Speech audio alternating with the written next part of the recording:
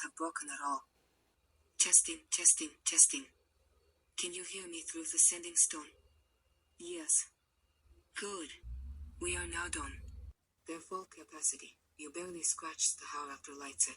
Which is exactly why I want you to explain to me what went wrong. The lights. Yes, I know the lights. You've turned on the recording function. Move by the love of the gods. This is Judge Tolphier, Maddrift. Do not be alarmed by this announcement. It is simply another test of the sending stones. Please continue about your day. It is now evening, Maddrift, and I am pleased to announce that all of the arcane lamps and sending stones have been repaired and should be in good working order throughout the entirety of this evening. You may have heard the test done earlier today by one of the enchanters and myself. I have been assured that no ruptures such as the several that happened last evening are expected again tonight. Unfortunately, the arcane fluids and excess magical corruption that spilled out of them has ruined what they fell upon, so your belongings left in the old Dove Courier box, post, whatever you want to refer to that now, demolished shack, as well as beneath the bench that used to sit just outside of Bell's General Tolls, and the budding little garden that one of you were carefully cultivating near the old street torch that has been repurposed for one of the arcane lamps. All of those have been removed and properly disposed of out in one of the crevasses. Please do not go looking for your lost effects. And if you happen to have come into contact with any of the things that fell on those items, or any of those items themselves, which you were explicitly told not to do last evening, please come see me after light rise tomorrow, and I will quickly see you to one of the enchanters who can guide you with what you should do to keep yourself safe. There were a few items recovered by the enchanters before the Queen's Guard just threw away whatever could not be salvaged. If any of you are missing a journal written in a mix of Elvish and some other language that we could not discern, I have left it at our currently functional Dove Courier for you to receive. I asked the workers there to write down your name when you go to collect it. Do not be worried by this. The enchanters didn't find anything troublesome in your writing. You're not going to be punished or arrested. I simply don't believe we have any elven citizens here in Maddrift, and I would like to be more up to date on the matter if I am wrong. So with that said, even if you are not the owner of this journal, if you are of an elven bloodline, please come and correct me at some point in the near future. Our citizen records need to be updated. There is also a lockbox that is empty and quite possibly broken, but it is decorated quite nicely. That is also at the Dove Courier. I confess that a few odd tools and some clothing, things that appeared to be travelers' cloaks and were probably long forgotten and lost, were also recovered, but deemed rather indescribable as for the owners to go and fetch. They really are not unique in the slightest. So they've been left at the Dove board outside my home for whoever wishes to collect them to go and do so whenever they please after light rise. Tomorrow we will begin the test where 6 citizens will remain awake and outside throughout the evening. You should all have received notice by now, those of you who will be taking part, and the 2 of you who were chosen by myself and Extinction Keeper Lowers. You are expected to comply, despite neither of you showing up today to discuss the details, as your notes informed you should. Your safety is all but assured given how deep in town you will be and the active Queen's Guard presence. You will also be compensated for your time.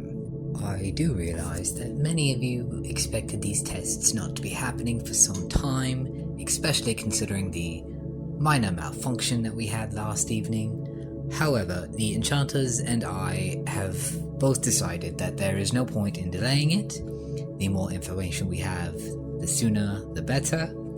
And given that these tests are, well, to test the efficiency of our new protocols, there's no point in delaying them right after we got things fixed.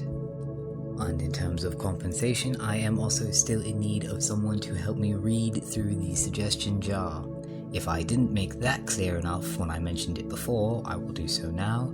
This is a job that I am proposing, a paid task, in which you will read the suggestion jar notes that I do not get to, or even before I get to them, and decide which ones are appropriate for me to read aloud, and which ones I should read privately. No citizen should be under the impression that their notes will be thrown away without being seen. This is simply a distinction between which ones I can risk reading for the first time, where all of Maddrift can overhear them, and the ones where I will need to read alone in my office. Now that brings us to the time that I wish to express my gratitude as town judge to the enchanters and the Queen's Guard working so diligently to ensure our safety, and to express the honour we here in Maddrift feel for our Queen's trust placed with us to serve this noble duty of keeping the feasting death from wandering the lands. Last light set, I read off a note from Sumi and had the pleasure of meeting you today, at which point you gave me the story you wanted to share about the Still Divide. After reading it, I am pleased to share that it is completely acceptable to be read, with some minor adjustments to the descriptions of Dzivia that are written down in it, and I think it would be better if you were able to read it for Maddrift yourself. I think we would all enjoy it significantly more if you were to read it rather than me, so I will not be sharing it this evening, and do hope you'll accept this proposal and be our first citizen narrator when that's finally permissible. That should not be disappointing news though. I do have another story to share with you all tonight. With last night's accident and the unfortunate passing of one of the enchanters, as well as the isolation of the other who is still in recovery, both of our new enchanters from Queenstown, as well as the storybook I requested from Citadel Acclamations, have both arrived via teleportation today. This is almost all good news. It's very exciting to have the two new enchanters here. However, there seems to have been a minor miscommunication somewhere, either from myself or Extinction Keeper Lowers, but the book we have received is rather descriptively titled Dzivian Night Terrors. In case that isn't clear enough, I will state this plainly. We have received a book of horror stories, fables that are intended to frighten their audience. A gorgeous book that was a very kind gift from Citadel Acclamations. I am very grateful to have received it, but it is a book full of frightening tales nonetheless.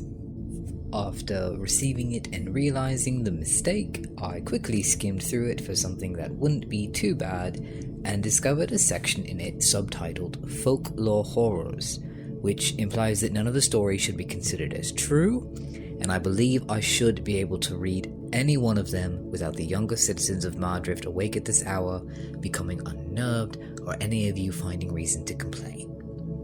And the very first one here is actually set near the Martina border, within the sleepless stretch of our land, which is far, far southeast, nowhere near us, so even if one of you take this tale to heart, it shouldn't give you any cause for complaint or concern.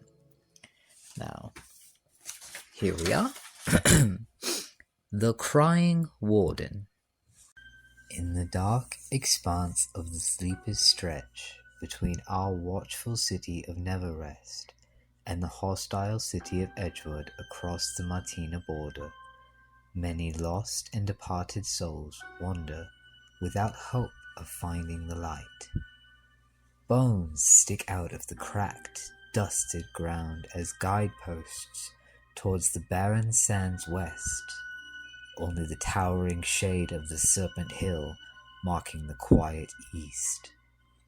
There is nothing here aside from a broken divide between sand and scorched dirt on the ground, with twinkling deceptions and the absolute truth of nothingness in the sky. There is nothing between the blackened walls of Neverrest and the grey stones of Edgewood. There is nothing except the grave-like darkness. There is nothing except one last chance for the damned to escape to Zivia alive. A person dressed from head to toe in Martinan warden armor stalks the space between where Martina's spies come to die or go to report their failures. This warden appears in the deathly silence, as strong as Serpent Hill's dark outline against the expanse of nothingness. Those who are wise will flee. Those who are brave will stand their ground. Those who are loyal will attack. Those who are destined to die will speak. Those who are desperate will follow. The warden stands as a pillar of last hope or final desolation. They wait in unspoken conviction to fulfill a task they will never complete. This unwelcomed invader watches those who watch them, slowly lifting their sword arm with something dark in their hand. A lantern flickers alight by some unknown means, a dim mockery of blue sky trapped within dirty glass and a rusted iron cage. It is the only source of light in the perpetual dark, yet it does not illuminate the being who holds it aloft. It barely makes the onlooker's shadow dance against the rest of the darkness, trying to reclaim them, and it does not cast the warden's shadow at all. Martina's warden will turn their back on the watcher before they get close enough to strike with a lengthy weapon, but only after they know they have been seen. This is the faithful's last chance to lunge. This is the stubborn's last chance to do nothing. This is the educated's last chance to step in the opposite direction. This is the Forsaken's last chance to live. Surrounded by the stillness of the dead, accompanied only by the breeze of a last breath escaping somewhere hidden in the night, the warden sobs. They sob a heavy, choking, tear-drowned cry that does not show itself in a shake of their perfectly still shadow, or cause their dim sky-colored lantern to waver. Their light does not pulse with the weeping sound, but the watcher's own heart will ache and tremble in time with the warden. Sorrow of unknown measure will infect the body of the living who watches as the warden mournfully stalks into the void. Only by stepping forward, only by following their cries, can the sudden desolation be abated, but only for those who follow and follow in silence.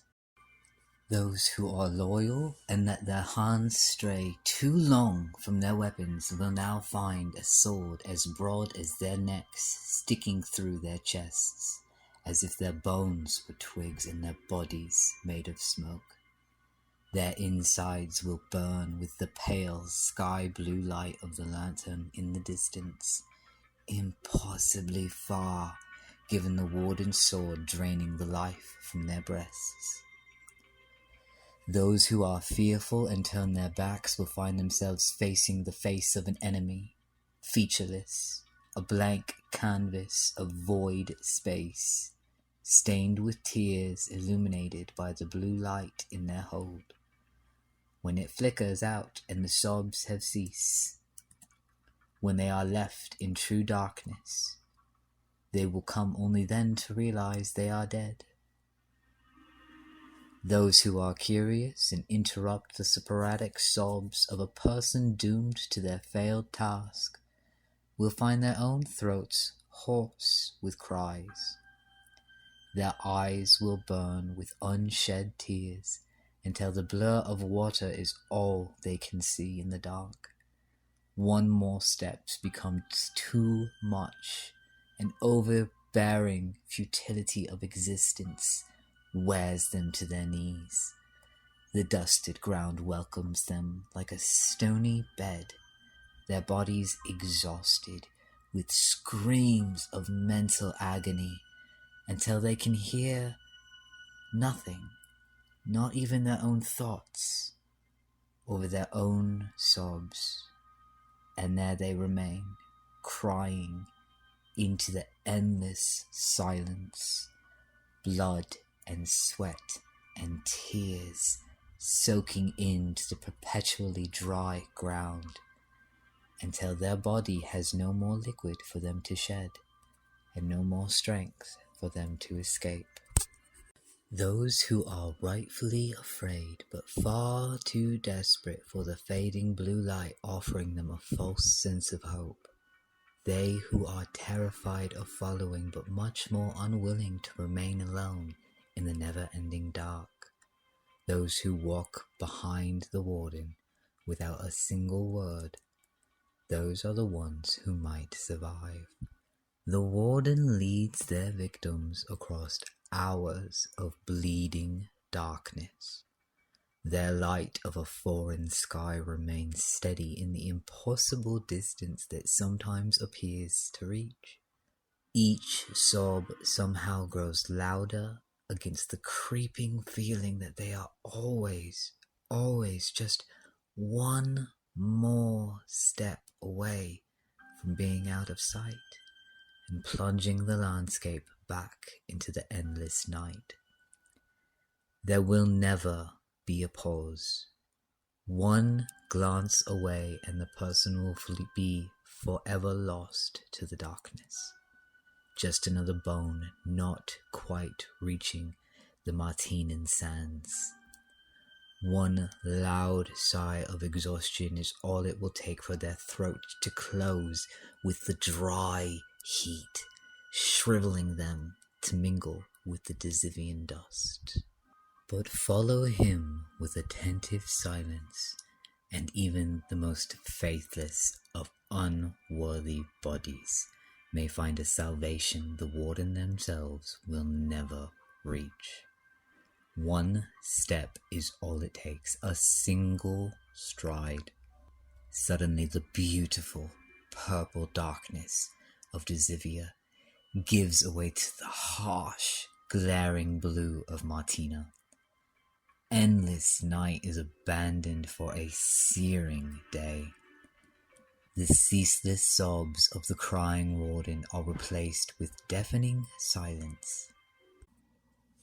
In the distance there sits a grey block of civilization, within view but still far out of reach, where only those who have betrayed Dizivia or were never welcomed here to begin with might find salvation, but only if they can reach it across the mirage-dashed sands of a blinding daylight.